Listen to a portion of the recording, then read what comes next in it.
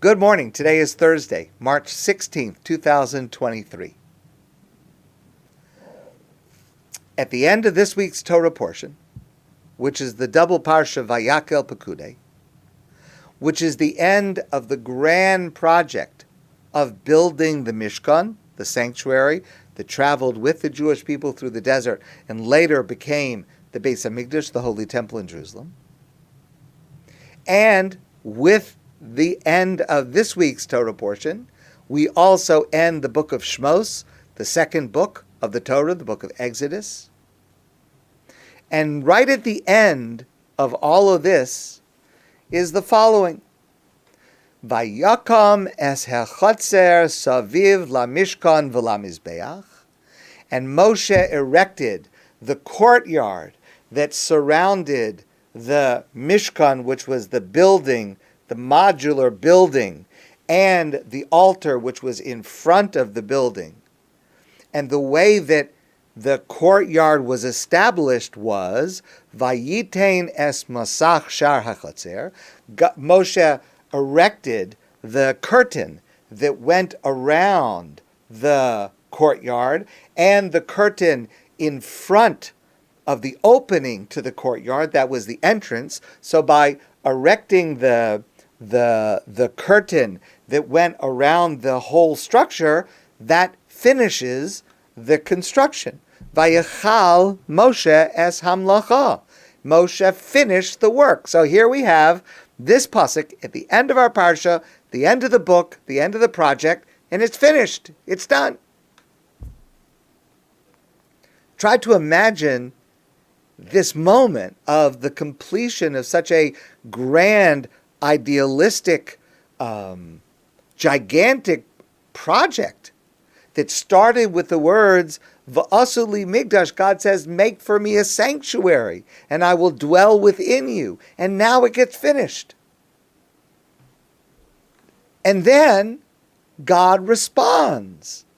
And that's the amazing thing, that the Jewish people do all of this work, all of this effort, and they complete it, and it's successful, and God responds to it. Vayechas ha'anan es ohel moed, and the cloud of glory,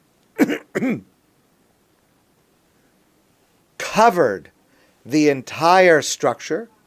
Ukvod Hashem molei es hamishkan, and the glory of God, God's presence, the Shekhinah, God's presence, filled the entire sanctuary. Wow, amazing. The Jewish people do this grand project. It's successful. God responds, and God's presence is there. Try to imagine. And then there's the following verse. V'lo yachol Moshe lavo el ohel moed. But Moshe could not enter into this sanctuary, into this tent of meeting. Ki shochan alav ha'anan, because God's cloud had rested upon it. Ukvod Hashem maleas hamishkan, and the glory of God filled the entire sanctuary. So Moshe could not fit in. Hold on a minute. What's the purpose of the whole thing? What's the purpose of an ohel moed, which means a place of meeting, if one comes and fills the whole thing and the other can't get in? What's the purpose of building this whole thing? Can you imagine? I mean, just to take it in a, on a tiny human secular sense, you build this great big building and it's very complicated and you do every single detail and you finish it, and then you can't open the door. You can't walk in. What's the purpose of building it if you can't walk in? So I want to share with you very briefly two approaches. One approach comes from a young man that I know, some of you may know, Rabbi Yair Silverman, who is from Montreal. He is a rabbi in Israel, an amazing person, a fantastic person. Many of us know not only Yair, but his family, amazing, fantastic people. And he posts this answer, but in his style, who is a very humble person, he posts it as a suggestion. He does it in the form of a question, but he really means to suggest something quite momentous. So he writes, "It is with this image of Moshe not being able to enter the building that he himself built and oversaw, it is with this image that the book of Exodus ends, remarkably unredeemed." Another term for Sefer Shmos, the book of Shmos, which means literally the book of names. It's also called Exodus. We refer to it as Exodus because much of it is the narrative of the Exodus from Egypt, but it's also called by our rabbis Sefer HaGeula, the book of redemption. But it ends on this note of Moshe being remarkably unredeemed, unable to enter the place that was the goal of his effort. And Rabbi Silverman writes, is this perhaps foreshadowing the end of the Torah, with Moshe longing to enter the land of Israel and being denied? Think of that for a moment. The way the end of Shemos foreshadows and parallels the end of the entire Torah, with Moshe, a great leader, trying to accomplish something, trying to enter and being denied. Well, why does God want to tell us the story of Moshe spending his whole life trying to reach a goal and being denied entry? Amazingly frustrating, Rabbi Silverman writes. What might be the lesson for us? Perhaps, he suggests, it's about ends and means. And he says it in the form of a question. Is the goal to enter the Ohel Moed? Or is it the very building of it? We're often focused on the goal that we're trying to reach. Excuse me. But maybe our focus needs to be on the means, what our action is to try to reach it. Maybe it is our job to build. Maybe it's our job to travel, not necessarily to enter. It's an incredible suggestion to think about. That's number one. Number two. Excuse me, I'm sorry. Going far out of chronological order, I want to come back to the Ramban, Nachmanides. The Ramban has a very different suggestion. He says, Lo haya rishoi lavo below rishus. Moshe did not have permission to enter whenever he wanted. He wasn't denied entry permanently. He had to ask permission. After he asked permission, he might be allowed in. But Moshe had to ask permission. Even though Moshe is the one who built it. Moshe is the one who did it. But the lesson that we are to learn from this, according to the Ramban, is that even if we build something, even if it is ours, in quotation marks, ours, we still have to ask permission from God to enter, to arrive, to take it.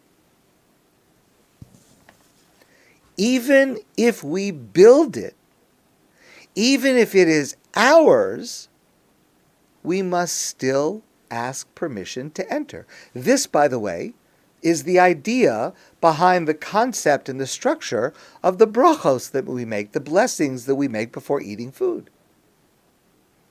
Our sages explain, we make a bracha before we eat a food in order to ask permission from God to be able to enjoy this.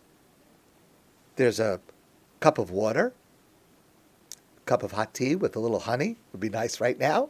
I wish I had it. I'll go get it later. It's mine.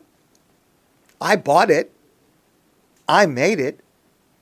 But before I take a sip, I have to say, blessed are you, God, King of the universe, by whose word everything comes into existence, and it belongs to you. So God, I'm asking you for permission. May I please have this cup of tea that belongs to me? May I have it? And by saying that bracha, God says yes, and I can take a sip. And there's another very practical application of this. Our rabbis in the Talmud say, and this is in Talmud Yerushalmi, the Jerusalem Talmud. You know there's a Babylonian Talmud. When we refer to Talmud in general, the default, we're referring to the Babylonian Talmud, Talmud Bavli, but there's also Talmud Yerushalmi, Jerusalem Talmud. The Talmud Yerushalmi says that we are obligated, we are required, before we enter the home of any other person, we are required to knock on the door. It sounds obvious to most of us, but it's a requirement that comes from Jewish law. We're required to knock because the house doesn't belong to us. We want to ask permission to be able to enter. But the Talmud Yerushalmi goes further. Not only when we enter the door of someone else's house do we have to knock first. The Talmud says we have to knock on our own door before we come into our own home. But it's my house. But you still have to ask permission. You still have to announce to those who are inside that you want to come in, even if it belongs to you. But it still belongs to God. You have to ask permission to enter. Now, there are two ideas that come from this. The first is, you see what the rabbis in the Talmud are doing. They are equating Moshe being able to enter the Ohel Moed with someone like me being able to enter 246 Netherwood, my home. And by telling me that when I want to walk into 246 Netherwood, I've got to knock on the door and ask permission, just like Moshe had to ask permission in order to enter the Ohel Moed that he had made.